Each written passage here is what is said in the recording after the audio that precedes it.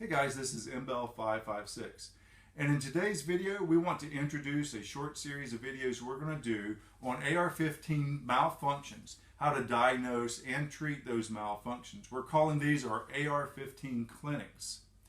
And for this video we want to break down guns into basically three categories. First, there's the factory new gun. Then the second category is a gun that is new but is newly assembled by you, where you've taken different components and put the gun together yourself.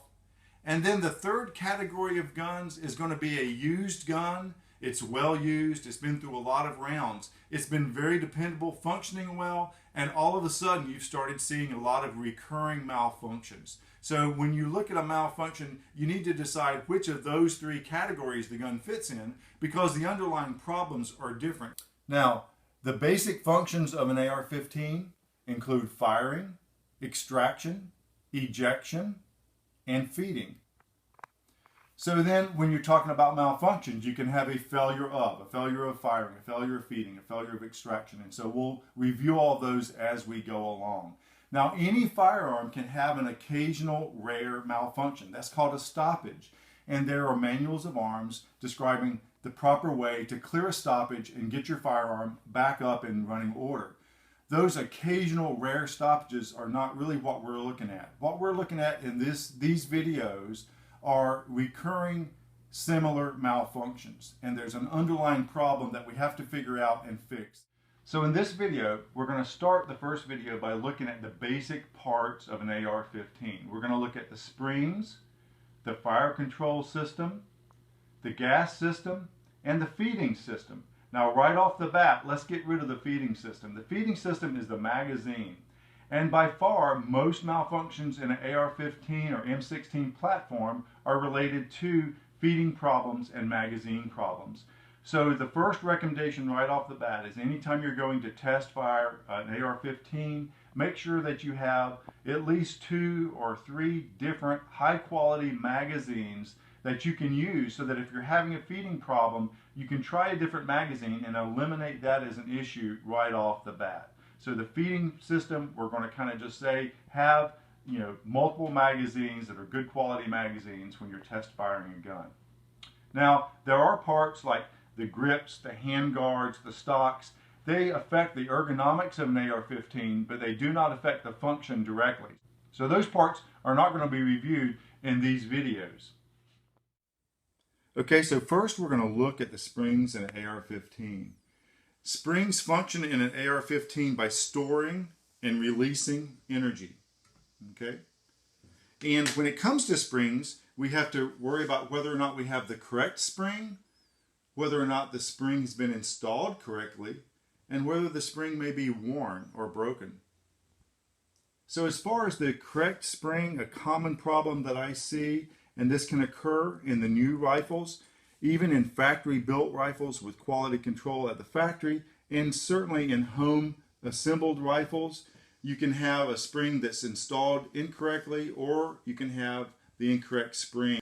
Now, if you have the incorrect action spring, the gun will not cycle properly. And the reason for that, let's say that you have a carbine buffer tube and you put a rifle A2 spring in that.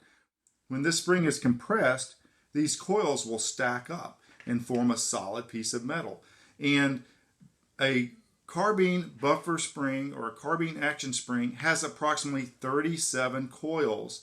A rifle A2 spring has 43 coils. And you need to remember those numbers. I always count coils. You can't just look at the length of the spring and tell for sure whether it's a carbine or a rifle spring. So count the coils. An example of that would be this longest spring that we have here.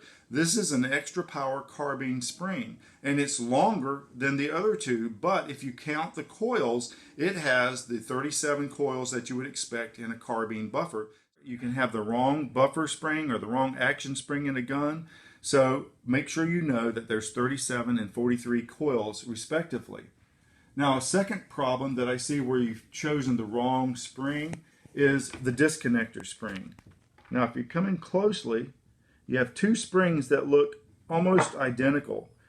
This spring is used for the detent on the bolt release mechanism.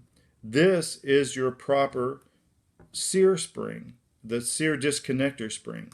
And so you have the trigger and the disconnector. And this spring, if you look at it very carefully, has one end that's enlarged. Otherwise, they look very similar. But the bottom end is enlarged. This spring is the same diameter from top to bottom. And the enlarged end of this spring is so that you can snap the spring in the trigger in a little cutout for it, and it goes in and actually kind of locks in place so that then the disconnector sits in this the spring sits in the groove of the disconnector like this. Okay, very commonly this spring is either forgotten, and I guess folks think maybe this was just an extra spring, or that it was deformed so they didn't use it, or it's installed upside down and this larger area interferes with the mechanism of the disconnector. So this is a common spring problem. It's seen rarely in a factory gun and more often in a home assembled AR-15. Now, the correct installation is very important, like we just talked about. This is one area where you can install a spring incorrectly by placing this disconnector spring upside down. A second very common mistake, and these occur once again more often in a rifle that's assembled at home. This is a hammer spring, and the hammer spring is installed so that the legs are in front, like the side of the face of the hammer.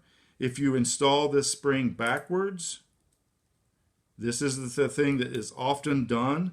This spring is installed backwards. And in this case, it will be a lot weaker and you'll have an occasional failure to fire. So check that and make sure that you have the right springs and that the springs are installed correctly. This is the correct installation of a hammer spring.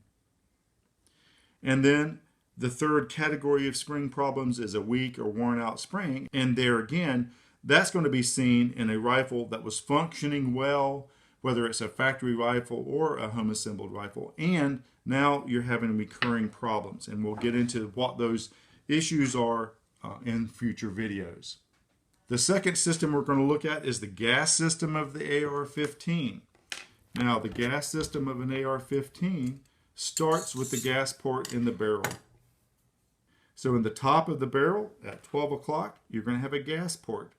And this is where the gas block is going to go.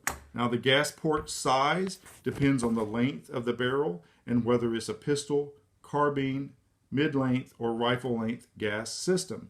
This is a 16-inch barrel with a carbine-length gas system. So the gas system starts with the gas port.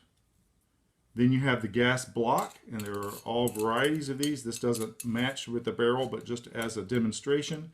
You have the gas block, and then the gas tube, which is going to carry the gas down to the gas key. And the gas key is on top of the bolt carrier. And this is going to deliver the gas into the internal cylinder and piston action of a direct impingement gun.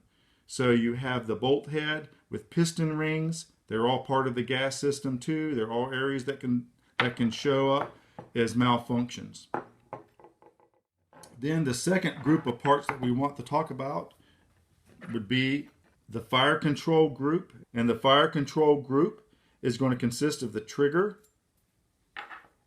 the disconnector, and the hammer, and then the selector. In this video, we've tried to review the individual parts of the AR-15 platform as it relates to their function, so that when we have stoppages, we can logically evaluate the stoppage, the cause, and then we can make the correct diagnosis and treatment plan to fix our AR-15. Now that we have the basic knowledge, we'll start our series on AR-15 clinics. So stay tuned. Next week, we'll start with, does my AR-15 have gas problems? We'll review the diagnosis and treatment of both too little and too much gas in the AR-15 platform.